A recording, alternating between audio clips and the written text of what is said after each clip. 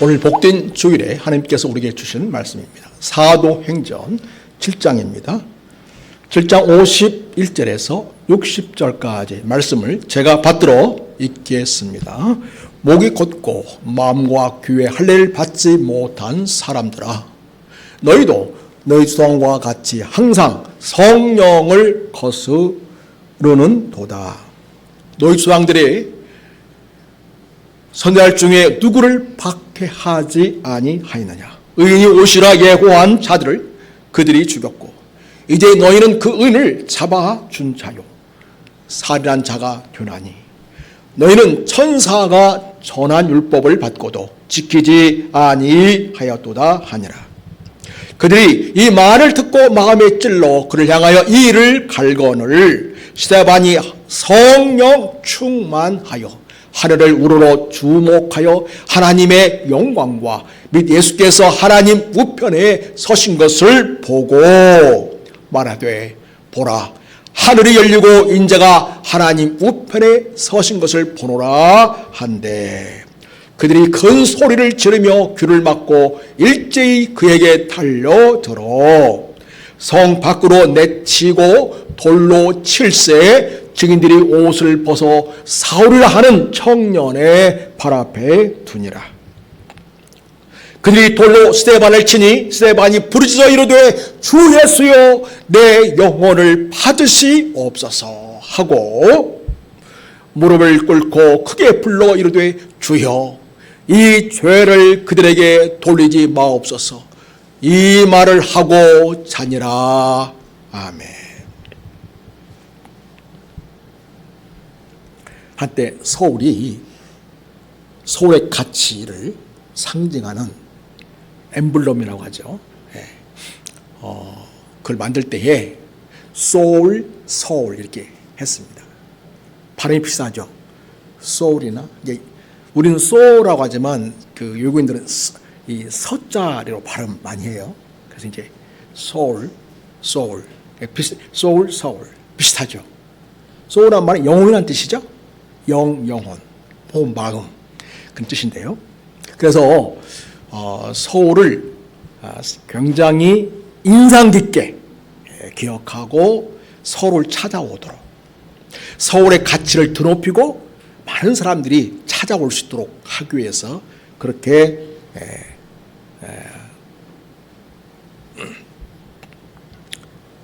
서울에 대해서 정한 적이 있었습니다. 그래서 영혼이 녹아있는 도시, 영혼이 살아 숨쉬는 도시, 그래서 찾아오는 영혼들을 감동하게 하는 도시다, 그런 이미지를 주려고 했던 것입니다. 그 음악 장르 중에 흑인 연가가 있습니다. 일명 소울 연가다, 소울 찬양이다 이렇게 얘기하죠. 역시 흑인 연가를 들으면 깊은 저음에서 이렇게 우러나오는 드럼통 같은 그런 뱃속에서 나오는 그 저음이 우리에게 깊은 감동을 주고, 그들의 합창 소리 얼마나 우리 마음을 굉장히 울리게 하죠. 그들은 노예로 오랜 동안 많은 고통과 억압 속에 살아왔죠. 그들은 그 고통을 하나님께 부르짖는 노래로 승화를 시킵니다. 고통 중에 부르짖는 노래이기 때문에 그들의 마음 깊은 곳에서 자기 영혼을 녹여 부르짖는 내왕 같은 절규, 그 부르짖음이 느껴지게 됩니다. 요즘 사람들이 자기 작업을 하면서 정말 자기가 심혈을 기울이고 낮밤을 가리지 않고 목숨을 좀 걸다시피 한 그런 일을 할 때에 이렇게 표현하죠. 내 영혼을 갈아 넣었다. 그렇게 표현을 합니다. 자기의 온 몸과 마음과 정신을 열정을 쏟아부어서 작업했다는 그런 뜻이 있겠습니다. 오늘 우리가 읽은 스데반의 설교, 그리고 그 마지막에 운명의 순간을 우리가 엿볼 수 있는데요.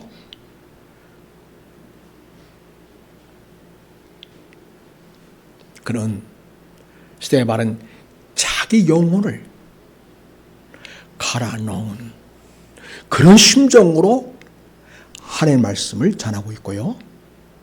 그런 마음으로 자기를 향하여 돌을 던진 사람들을 향하여 오히려 축복하고 기도해 주는 모습을 보게 되었습니다. 사랑하는 여러분, 우리가 이 스데반의 설교를 한번 살펴보도록 하겠습니다. 51조 오면, 자, 여러분, 목이 곧고 마음과 그 할례를 받지 못한 사람들아, 너희도 조상과 같이 항상 성령을 거스르는도다, 이렇게 말하고 있지 않습니까?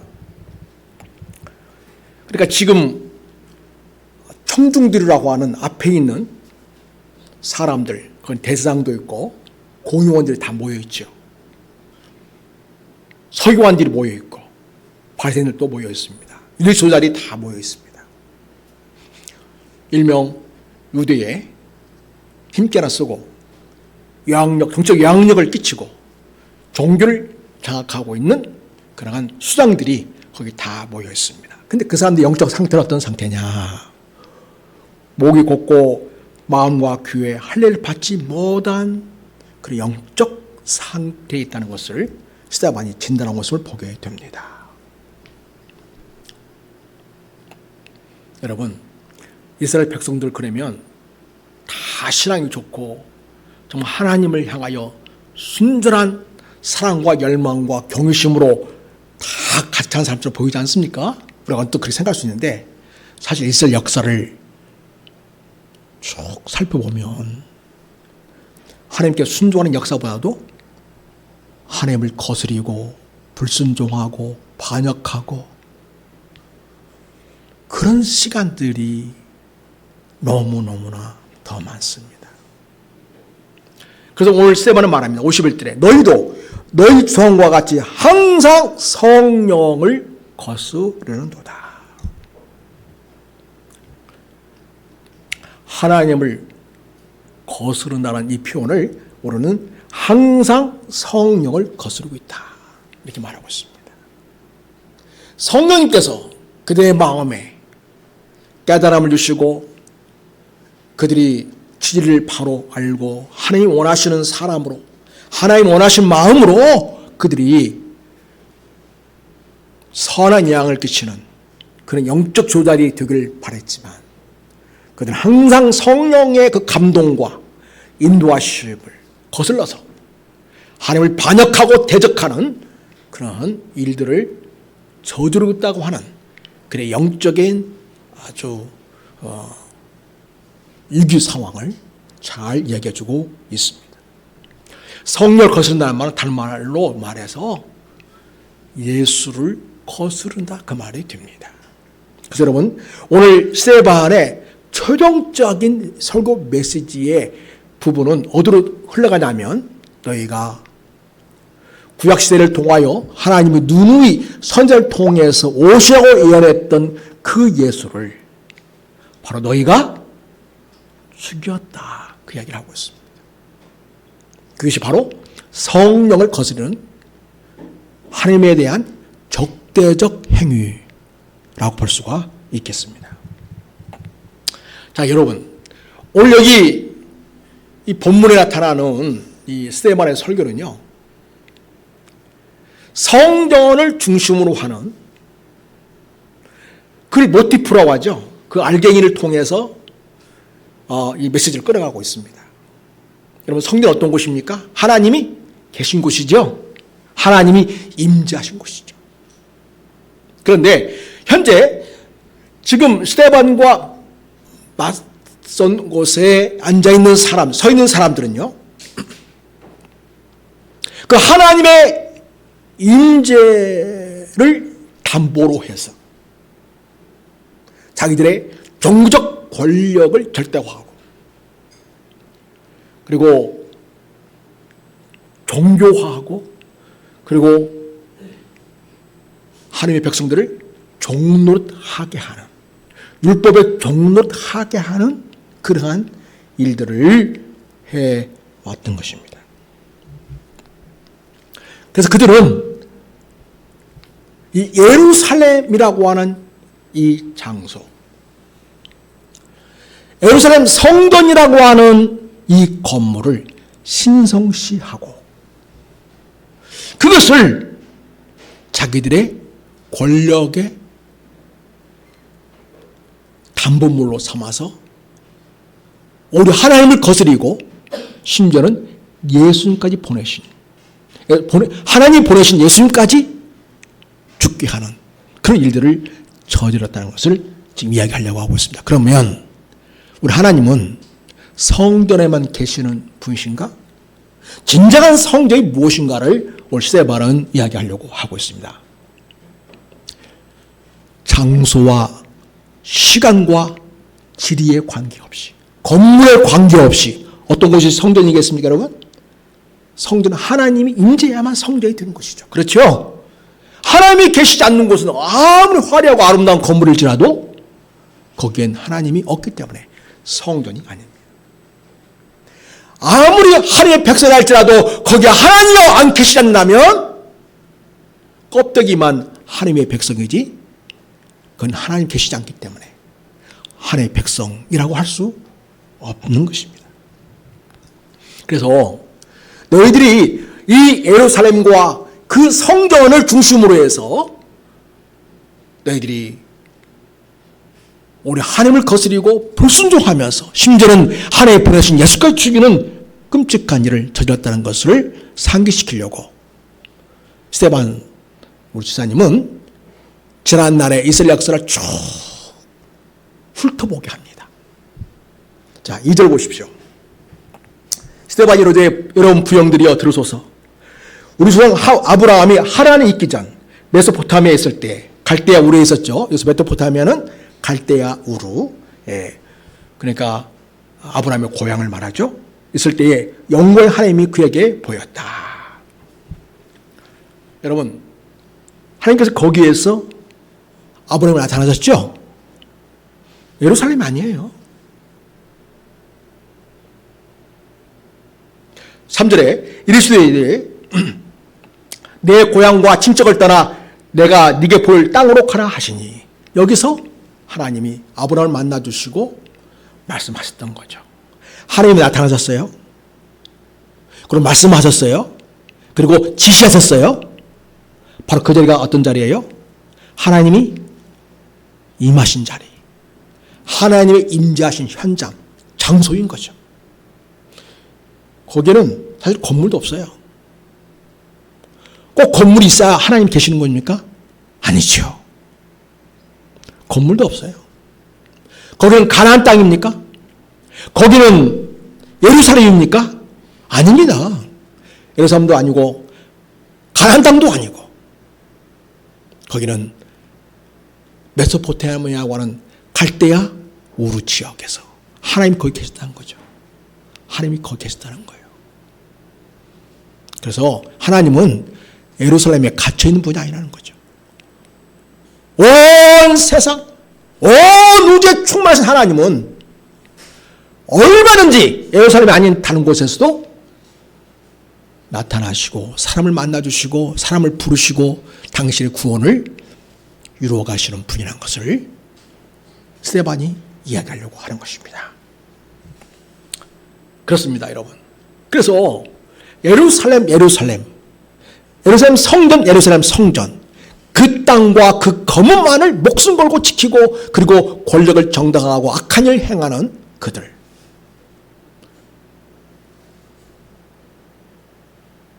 하나님은 이 예루살렘에 갇혀있는 분이 아니라는 거죠. 이 건물에 갇혀 있는 분이 아니라는 거죠. 메소포타미아에서 계셨었고, 또 그리고 여러분 그 다음 보겠습니다. 자, 여러분 아브라함이 이제 가나안 땅 오게 되죠. 그리고 자손을 번성을 시킵니다. 그리고 그 땅의 후손들이 나그네가 되어서 400년 동안 괴로움을 당합니다. 6절입니다. 7장 6절에 자, 애굽에서 400년 동안 430년이라고도 말하기도 합니다. 자, 여러분 아브라함을 통해서 이삭을 낳게 하셨고 이삭을 통해서 야곱을 낳게 하셨고 야곱이 아들 몇을 두었죠? 12아들을 지었습니다. 두 아들을 두게 되었습니다. 네, 그 중에서 가장 사랑받던 아들이 이름이 무엇이었죠? 요셉이었습니다. 근데 가장 사랑받던 하나님이 주신 꿈을 말하던 자가 어떻게 되었습니까? 형제로부터 미움받고 핍박을 받았습니다. 결국 어떻게 되었습니까? 이방인에게, 아랍 상인에게 팔려갔습니다. 한순간에 귀공자가 사랑을 독차던 귀공자가 하루아침에 노예가 돼버린 거예요. 지금 이런 얘기 하는 것은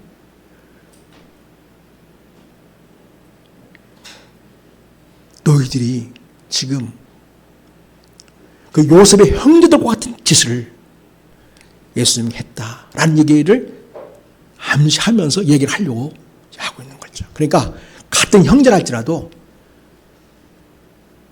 같은 형제를 종으로 파기까지 악을 서슴지 않는 그런 모습들이 너희들에게 있다.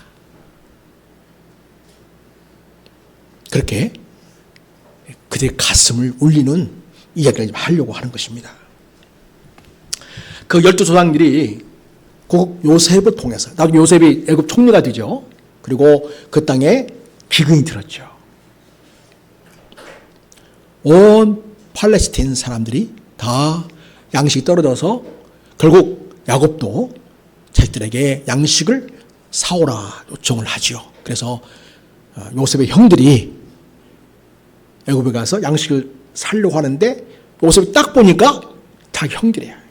형은 요셉이 거기 앉아있으라고는 상상을 할 수가 없었겠죠.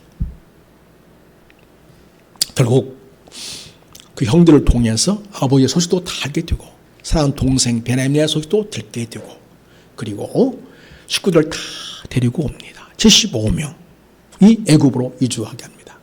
가장 비옥한 땅에서 지낼 수 있도록 배려합니다. 그리고 여러분 시간이 많이 지나게 되었습니다.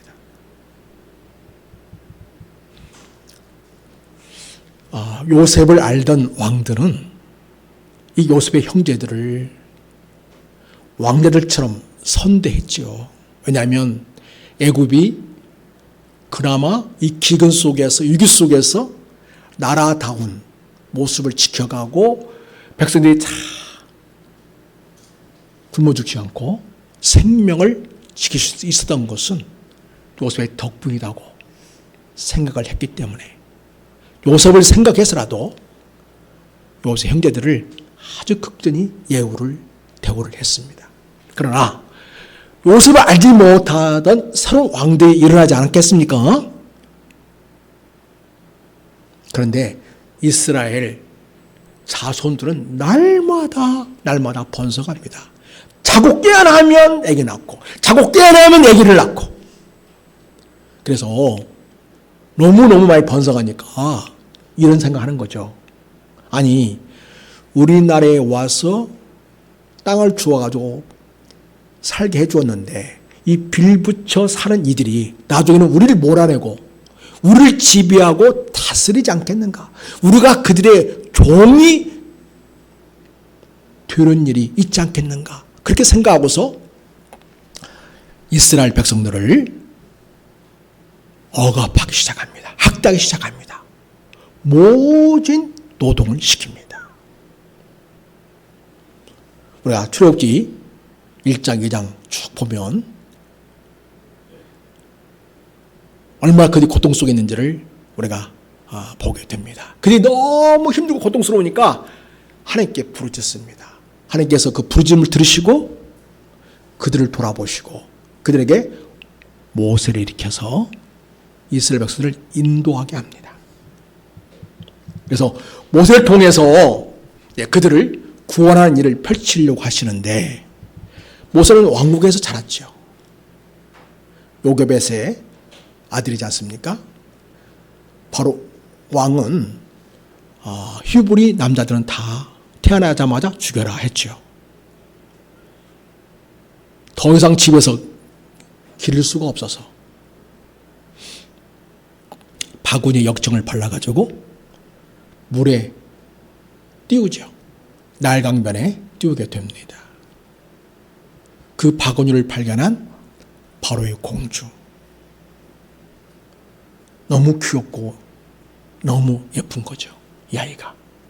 그때 모세의 누이가 지키고 서 있다가 바로 달려가서 제가 이 아이를 위해서 유모를 제가 불러올까요? 뭐 공주는 너무너무 좋죠. 이 아이를 키우고 싶은데 자기는 젖이 안 나오니까 유모가 있다면 너무 좋은 거 아니겠습니까? 그렇게 해서 사실은 이 엄마의 품에서 모세는 자라게 됩니다. 그러나 이제 왕궁의 교육을 받게 되죠.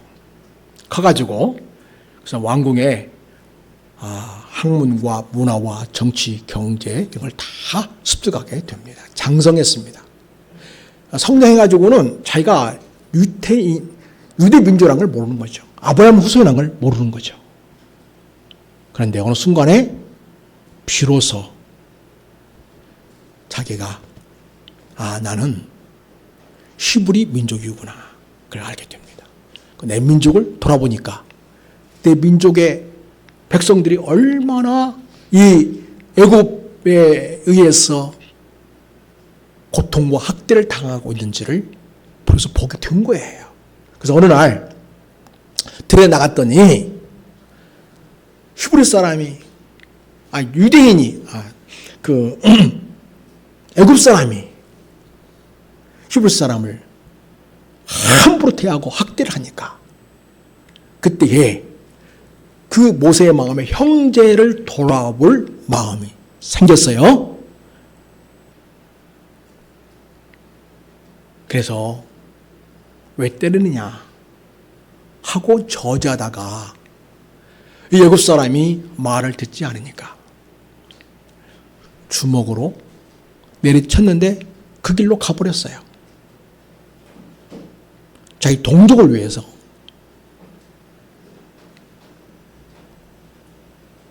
한 일이 결국 사람을 죽인 일이 되고 말았습니다.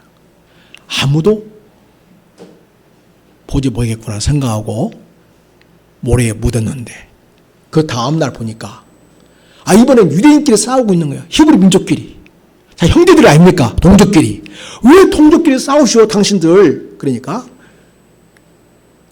그 유대인이 말하기를, 히브리 사람이 말하기를 왜 상관하냐? 어저께는 애굽 사람을 쳐 죽이더니 오늘은 우리를 쳐 죽일 생각이냐? 이렇게 하는 거예요. 그래서 나는 비밀로 붙인 걸로 알았는데 이게 다 탄로가 났구나. 근데 여러분 그 당시에 애굽 사람 죽이면요 이거는 사형입니다. 그래서 그 길로 결국은 왕궁에서 나와서 도망을 치게 되죠. 미디안 땅으로 가서 지내게 됩니다. 그러다가 하나님의 부름을 받죠. 모세야 모세야 하는 주님의 음성을 듣게 됩니다. 다시 애굽으로 돌아가라. 네 백성들을 데리고 나오너라 합니다. 항변했지만 결국 그는 순종하게 되었고 이스라엘 백성을 이끌고 나오게 됩니다. 여러분 모세가 이스라엘 백성들이 고통당하고 억압을 당할 때에 역성을 들었잖아요. 애굽 사람의 이스라엘 백성의 사람의 편을 들다가 결국 애굽 사람을 죽게 되었는데 나중에는 그것이 자기의 올무가 되어서 이스라엘 백성이 그걸 가지고 자기를 공격하는 거예요. 그게 바로 뭐다? 우리 조상들이 가지고 있었던 악이라는 거죠. 근데 그 악을 지금 누가 가지고 있다? 지금 이 시대만 설교 듣고 있는 대상과 서기관들, 바리새인들, 종교 전하들이 바로 너희들이 그와 같은 자들이라는 것을 지금 깨닫게 하려고 지금 이런 이야기를 쭉 하고 있는 수 있습니다. 자, 여러분, 쭉 이야기를 전개하면서 결국 선지자들은 하나님께 주신 말씀을 열심히 선포했는데 그때마다 번번이 이스라엘 백성은 하나님을 거스렸다. 선지자들의 말에 아멘하고 순종하고 회개하기보다는 오히려 그 선지자들을 학대하고 가두고 심지어는 죽이까지 했다.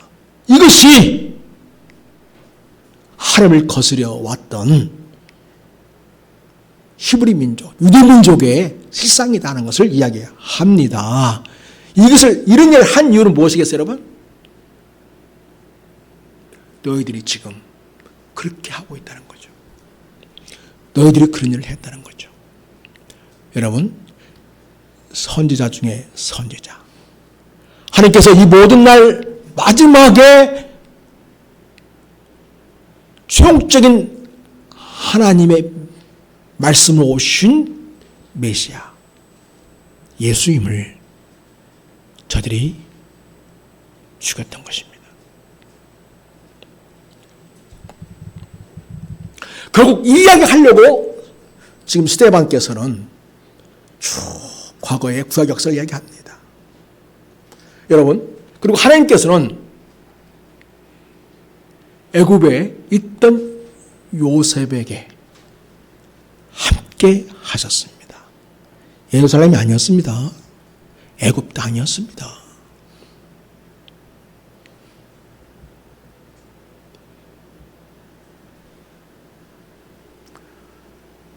비록 애굽 땅이었지만 하나님을 경외하고 하나님의 인도하심을 구하면서 하나님의 은혜를 붙잡는 요셉과 함께 하신 하나님. 하나님은 애굽 땅에도 계셨다. 거기가 성전이고 거기가 하나님의 임재의 장소고 그것이 눈에 보이지 않는 사실은 성전이 있는 곳이었다라는 걸 이야기합니다. 그러면서 쭉 더 나아가서 이제 이스라엘 백성들이 가나안에 정착하게 되고 다윗이 왕권을 잘 활용해서 이스라엘 민족의 최대의 번영을 이루게 됩니다. 하나님 주신 은혜가 너무 크고 감사해서 다윗이 하나님에 대한 뜨거운 열망을 갖게 되죠. 그중 하나가 뭐였냐면 하나님 어찌 이 부족한 나를 이토록 높여주시고 또 놀라운 역사를 이루도록 나를 이토록 도우십니까? 그러니까 너무 감사해서 하나님께 성전을 지어 드리고 싶은 마음이 생긴 거죠. 이 이야기를 나단 선지자가 합니다. 그러니까 나단 선지자가 왕이시여 하나님께 향한 마음에 가지고 계신 대로 그대로 행하십시오 이렇게 했어요. 근데 하나님께서 나단에게 말합니다. 가서 전해라. 다윗아 너는 전쟁에 피를 많이 흘렸으니 피를 많이 흘린 손으로 나를 위한 성전을 지을 수는 없다. 다만 그러나 너의 몸의 날짜를 통해서 네 아들을 통해서 내가 그러면 성전을 받아마 이렇게 하죠. 그래서 여러분 다윗은 생전에 자기가 성전 지을 수 없다는 걸 알고 아들을 통해 성전 지을 때 필요한 모든 것들을 다 준비해서 그렇게 해 놓습니다. 그리고 솔로몬은 아버지의 강력한 부탁을 받죠. 하나님께 꼭 성전을 지어드려라. 그리고 하나님이 보여주신 설계도를 이 솔로몬에게 전달을 합니다. 그리고 이 솔로몬은 두로왕 히람에게 부탁을 해서 모든 것을 잘 다룰 수 있는 사람을 요청을 하죠. 또 온갖 백향목과 나무도 부탁을 하고요. 그렇게 해서 성전을 아름답게 지었습니다.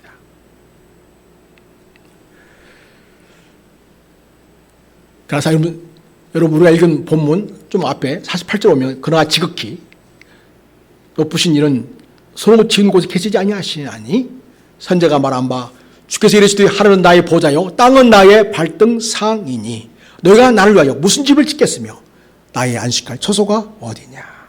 이 모든 것이 다 내 손으로 지은 것이 아니냐 함과 같으니라. 그러니까 하나님은 온 우주에 충만하신 분이시기 때문에 어떤 건물을 아무리 아름답고 정성껏 지었다고 해서 거기에 갇혀 있는 분이 아니라는 거죠. 뭐가 중요하겠어요, 여러분? 건물이 중요한 게 아니고 하나님의 백성은 하나님의 뜻을 따라 하나님을 사랑하고 경외한 그 믿음을 가지고 하나님 앞에 응답하는 삶을 사는 것이야말로 진정한 성전된 삶. 하나님 이걸 원하신다고 이야기를 하는 것입니다. 우리가 읽은 51절 말씀 다시 이제 와옵니다. 모이 곱고 마음과 귀 할례를 받지 못한 사람들아. 그러니까 지금까지 그렇게 살아오지 못했다는 거죠. 눈에 보이는 성전만 주장하고 눈에 보이는 뭐 절기든지 할례든지 종교적 의식은 굉장히 중요하게 여기지만은 진짜로 마음과 귀의 할례를 받고 하나님 말씀에 순종하며 하나님 앞에 진정한 헌신과 사랑을 보이는 삶은 없었다라는 것입니다. 52절 이야기합니다. 너희 조상들이 선지자 중에 누구를 박해하지 아니했느냐. 선지자들이 나타나서 하나님의 말씀을 전할 때마다 번번이 하나님의 백성이라고 하는 이스라엘은 그 하나님의 말씀을 거역하고 불순종했다는 것입니다. 의인이 오시라 예고한 자들을 그들이 죽였다. 예수님의 오시게 그럴 것을 예고한 선자를 다 죽였다는 것입니다. 이제 너희는 그 의인을 잡아준 자요 살해한 자가 되나니. 그 의인이 누구죠? 예수님. 그렇죠? 자기들 손으로 피 묻히기 싫어서 빌라도의 손을 빌어서 정치법으로 몰아가가지고 그리고 그 손에 죽게 한 것이었습니다. 그래서 그 일을 잡아준 자요 살한 자가 되었다. 너희는 천사가 전한 율법을 받고도 지키지 아니하였다. 사람을 통해서 전해주신 선지자의 말씀도 지키지 않았을 뿐만 아니라 천사가 전해준 율법조차도 하나님이 직접 주신 율법조차도 지키지 않고 오히려 그 율법을 전한 자에 대하여 그들을 죽이는 일을 섬지 않는 그들의 악함을 이야기하고 있습니다. 자, 여러분. 자, 오늘 이스라엘 영적 지도자들이죠. 그들이 전혀 영적 깨있지 못한 것을 지금 보여주고 있습니다. 그들은 이스라엘 진정한 민족이고 그들이 진정한 이스라엘의 영적 지도자라면 어떻게 했을까요? 오늘 스테바에 쭉 이야기했던 그 이야기 자기도 다 알고 있죠? 너무 잘하는 이야기죠. 그들은 그 이야기는 잘 알고 있었지만 그 이야기를 통해서 하나님께서 우리에게 주고자 하는 역사의식은 없었던 것이죠. 그들은 하나님의 말씀을 통한 교훈과 섭리를 알아야 했는데 그 섭리의 절정이 무엇입니까? 모든 율법의 절정이 어디예요? 예수 그리스도. 모든 선지자가 전한 말씀의 절정이 어디예요? 예수 그리스도. 근데 그분을 어떻게 했습니까? 잡아 죽였어요. 살인했어요. 자, 54절. 여러분, 이러한 스데반의 지적을 듣고서 그들이 어떠한 반응을 보입니까? 그들이 이 말을 듣고 마음에 찔렸어요. 여러분, 마음에 찔린 건 너무 좋은 거죠. 왜냐하면 내가 무슨 짓을 했구나. 그걸 알게 되는 거죠. 내가 큰 죄를 저질렀구나. 그걸 깨닫게 되는 것이죠. 근데 그 다음이 문제죠. 그렇게 하고 회개를 하느냐, 아니면 오히려 반감을 갖고 오히려 대적하느냐. 자, 그들은 어떤 반응을 보였습니까? 그를 향하여, 스데반을 향하여 이를 갈았다. 그 말은 그 말을 듣고 대적했다는 얘기죠. 네. 자, 악심이 가득하여 스데반이 전한 말씀에 대적하는 이 대장들과 서기관 바리새인들, 거기에 반하여 스데반은 무엇으로 충만합니까? 성령으로 충만합니다. 55절 같이 읽겠습니다. 시작.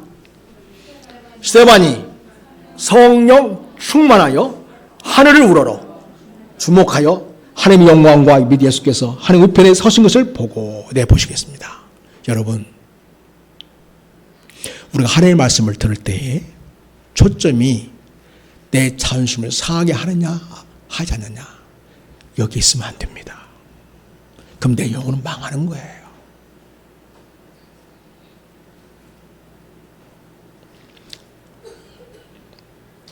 스데반이 하늘을 우러러 보는 그 믿음으로 지금 목숨을 건 메시지를 전하고 있는 거죠. 자기 영혼을 갈아넣는 이 설교를 하는 수 있었던 것은 뭐냐면, 그는 하늘에 계신 우리 하나님의 영광과 예수를 보는 영적인 눈이 있었기 때문에 가능했던 것입니다. 성령은 스데반의 마음을 감동하여서 그들이 대적할 것을 왜 몰랐겠어요? 그러나 담대하게 이스라엘 역사를 통하여 보신 하나님의 영광과 임재하심과 섭리를 이야기하게 한 것입니다. 그들을 깨우치기 위한 것이었고 회개하기 위한 것이었습니다. 그러나 그들은 오히려 악심이 가득하여 이를 가는 모습을 보게 됩니다. 자, 여러분 55절. 그러나 스데반은 성령 충만합니다. 하늘 우러러 보고 있습니다. 하나님의 영광을 보고 있습니다. 예수님은 하나님 우편에 서 계신 것을 보게 됩니다. 우리 예수님이 하늘 보좌에 앉아 있을 수가 없었나 봐요. 이렇게 위협을 당하고 있는 자기 종 스데반을 보면서 우리 주님이 자리에 일어서 계십니다.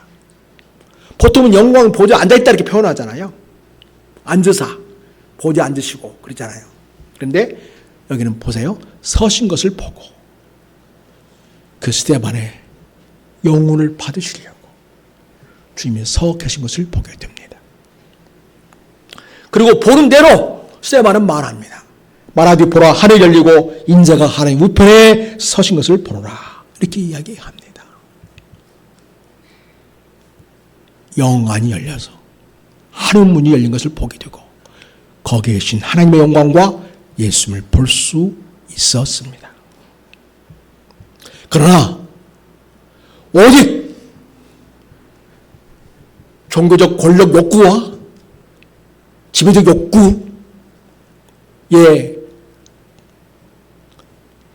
지배되고 있는 이 대장들과 그리고 서기관 바리새인들은 어떤 반응을 보입니까? 50절. 그들이 큰 소리를 지르며 귀를 막고 일제히 그에게 달려듭니다. 이게 바로 여러분 영적으로 귀 막고 있는 사람, 영적으로 눈이 감겨 있는 사람들의 반응입니다. 그리고 58절 어떻게 합니까? 성 밖으로 이 스데반을 내칩니다. 그리고 돌로 칩니다. 그림 하나 보여주세요.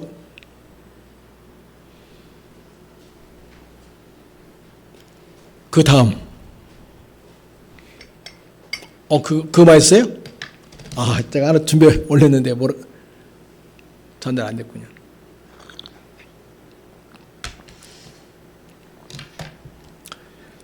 성막으로 내치고 돌로 칠세.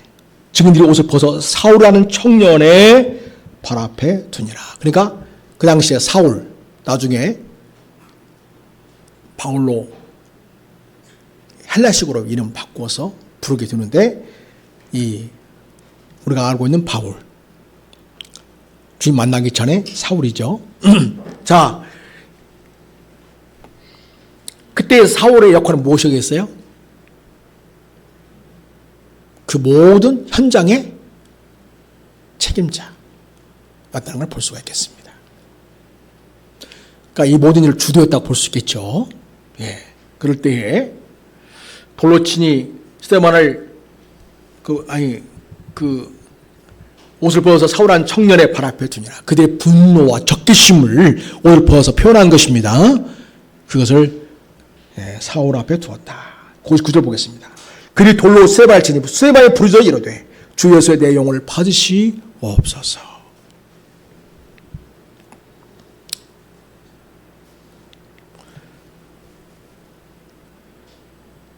죽을 때 이렇게 기도한 분이 누구죠? 예수님. 스데반은요, 항상 지금 영의 눈으로는 뭘 보고 있어요? 누구를 보고 있다고 했어요? 예수님 보고 있죠. 그렇지만 또 그는 항상 자기 인생의 마지막에 대해서 묵상했던 것 같아요. 어떤 장면을요? 예수님이 십자가에 달려 죽게 된 그 모습을 마음에 새기면서 깊이 묵상한 것으로 보여집니다. 그래서 예수님처럼 예수님 어떤 기도를 하면서 자기 인생의 마지막 순간을 보내고 있습니다. 주 예수 내 영혼을 받으시옵소서 이렇게 기도합니다. 무릎을 꿇고 크게 불러 이르되 주여 이 죄를 그들에게 돌리지 마옵소서. 누가 이렇게 기도했죠? 예수님. 그러니까 이 사도 오늘 스데반의 이 메시지와 스데반의 이 마음은 누구로 충만해요 지금? 예수님으로 충만한 걸 보게 돼요. 자 여러분, 우리가 전도할 때 때로는 공격을 당하기도 하고 위협을 당하기도 하죠. 그때 우리는 너무나 쉽게 인간적인 생각이 듭니다. 아니 내가 나 좋으라고 예식 전해? 너 좋으라고 전하지? 그래 인간적인 생각이 들면서 인간적인 감정으로 적대감으로 우리가 상대방을 대하기가 쉽습니다. 실제로 그 영혼을 위해서 복음을 전하는 거니까요. 그러나 우리의 감성, 이것이 주님을 닮고 주님이 하신 것처럼 해야 되는데 우리는 그걸 잘 못하는 것 같아요. 주님을 깊이 묵상하고 주님을 내 마음에 새기면 스데반처럼 할 수 있게 되겠죠. 사랑하는 여러분, 우리 모두가 주님으로 충만하기를 축원합니다. 주님이 계시면 순간순간 내 표정과 내 언어를 통해서 우리 예수님의 마음이, 우리 예수님의 그 아름다운 모습이 나타나게 될 줄 믿습니다. 어떻게 이걸 인간적인 의젓함으로 이걸 할 수 있겠어요? 이건 인간적 의지의 의젓함을 뛰어넘어서 첫 번째는 주님이 내 안에 계셔 주님으로 충만하기 때문에, 또 하나는 자기를 향해 돌로 내치는 그들 향한 그 영혼에 대한 불쌍함과 안타까운 심정과 그 영혼들을 사랑하는 마음이 있기 때문에 가능한 것이겠지요. 그래서 여러분, 오늘 스데반의 이 전도는요, 자기 영혼을 갈아 넣은 전도다, 이렇게 볼 수가 있겠습니다.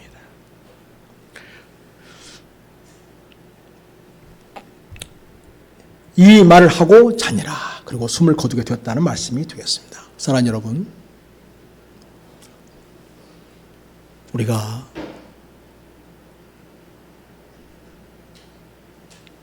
스데반처럼 복음을 전하는데 돌로 칠 사람은 사실 없지요?